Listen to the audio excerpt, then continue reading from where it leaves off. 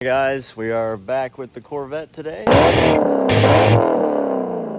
And today we just have a short and quick video on fixing your Corvette door handles. It's the most annoying thing about my Corvette so far. I'll come outside in the morning, try to open up the doors, and the buttons just decide not to work. And you'll sit there and you'll pull at the door. I actually have a video clip of my security cameras, me trying to open my door this morning and how much of a pain in the butt it is.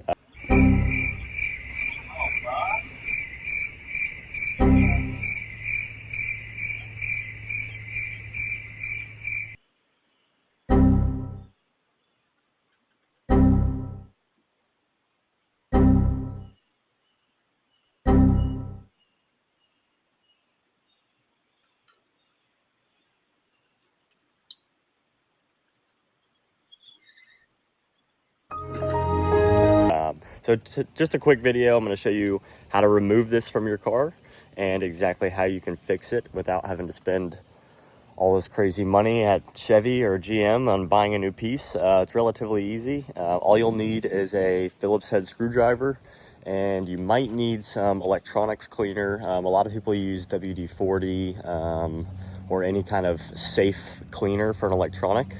So I'll go ahead and show you guys what we're going to need to do and how we're going to fix it. I already have this part removed from this side, so I'll show you guys exactly what to do on the passenger side. All right, we're gonna go over here to the passenger side, open it up. As you can see, it's a little bit sticky. Come on, there we go. A little sticky. Come down here. You do not have to remove the door panel, thank God. You got two bolts, two Phillips head bolts. One there, one there. You're gonna remove these two bolts and this plastic piece will come off. Now you can peel this piece off. Not really peel, but it can be a little difficult because there's some dirt in between the handle and the actual door. This piece will come off by itself. Put it to the side, and then this actual electronic piece will also come out.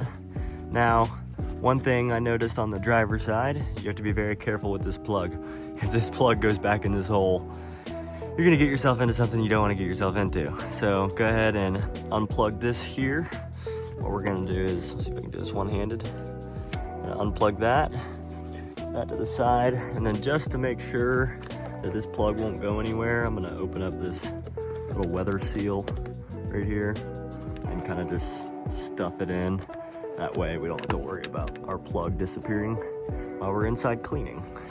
So that's how it looks now. We got our piece. You're gonna wanna get this, bring it inside or wherever, and let's get it cleaned up. All right, we got our piece here. What we're gonna do is we're gonna remove these 1, 2, 3, 4, 5, and 6 right here, 6 bolts. It's also a Phillips head. It's a little bit smaller of a Phillips head, but go ahead and remove those 6 bolts and we'll go from there. Once we get to this point, we can go ahead and split this piece open, just like this. Then you have 2 separate parts here. We're gonna go ahead and push this pad out and it will come out. You can put this part to the side for now. And then you have the 2 electronic pieces. This is what contacts the electrical. This contacts this. When you push on the back to open your door, this kind of pushes on here and sends a signal to the unlock. So it'll unlock your door. So what we're gonna do is we're gonna clean up both of these pieces here.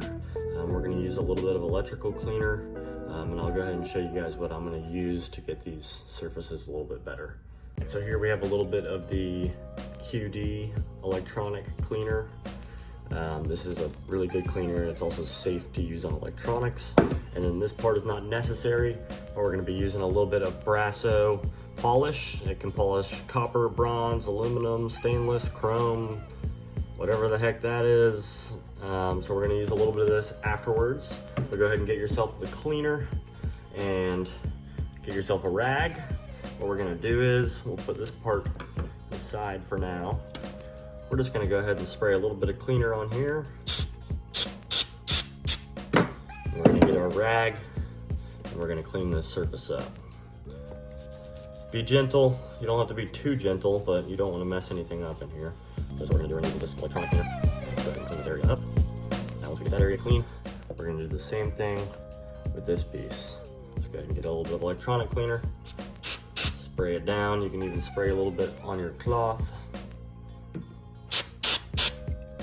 And we're just gonna wipe all these pieces down.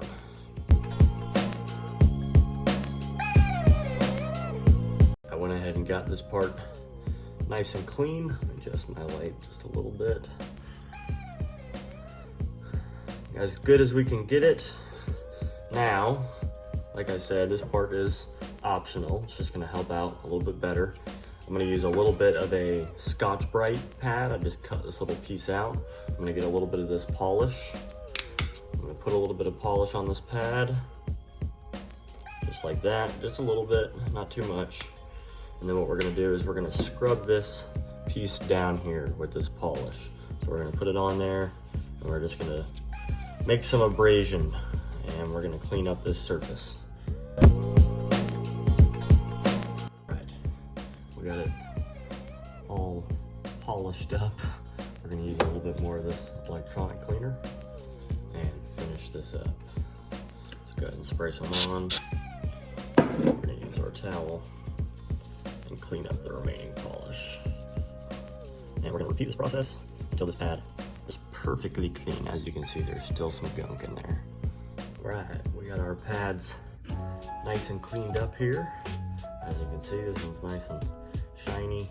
It's not gonna be perfect, but it's as good as we can get it. Now, what we're gonna do to finalize this process, we're gonna get this piece here, and there's these 4 little legs. 1, 2, 3, and 4. We're gonna bend, not really bend, but we're gonna push these back into place. So, like this leg here, we're gonna grab it and kind of just spread it. We wanna get these contacts nice and high again. So that way, when this piece goes to contact, we'll have every bit of contact pad, and every bit of leg to hit the pad. Now that we got our electrical connection cleaned up and our legs nice and pushed out, we can go ahead and start reassembling. So you're gonna get this plastic piece we put to the side. Go ahead and put your pad in, just like this. Give it a little maneuvering to get it into place. Oh, and that would be the wrong way. Let's not do that. Put it in just like this. This is the correct way. With your pad facing outwards. Once we have this piece on, we can get our backing part. And as you can see, there's this little piece that sticks out before the cable goes in. And we're gonna put this piece right on top. And we'll get a little bit of a click. And we got it back in place. Now we are going to reinstall these 6 Phillips head screws.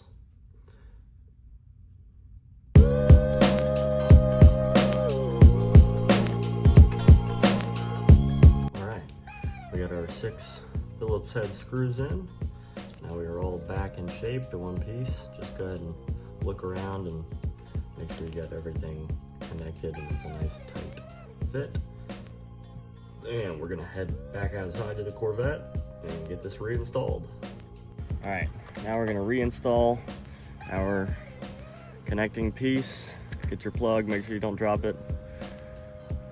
Go ahead and connect this part, and then you can line this up with the 2 bolt holes. And then we're gonna get our piece that we put to the side. Try and keep this piece in if I can. And we're gonna slide this over and then push it on and make sure that this outside piece is covering up all of the old dirt that was under here. Now once we got this piece on and pushed in, we can get our 2 Phillips head screws, and we're gonna install these 2 Phillips head screws right back in the 2 holes. Alright guys, we got our handle installed back in the right spot. We're gonna close our door. Oh, let's close it all the way. Now we got it closed. We got our key here, and let's make sure everything works.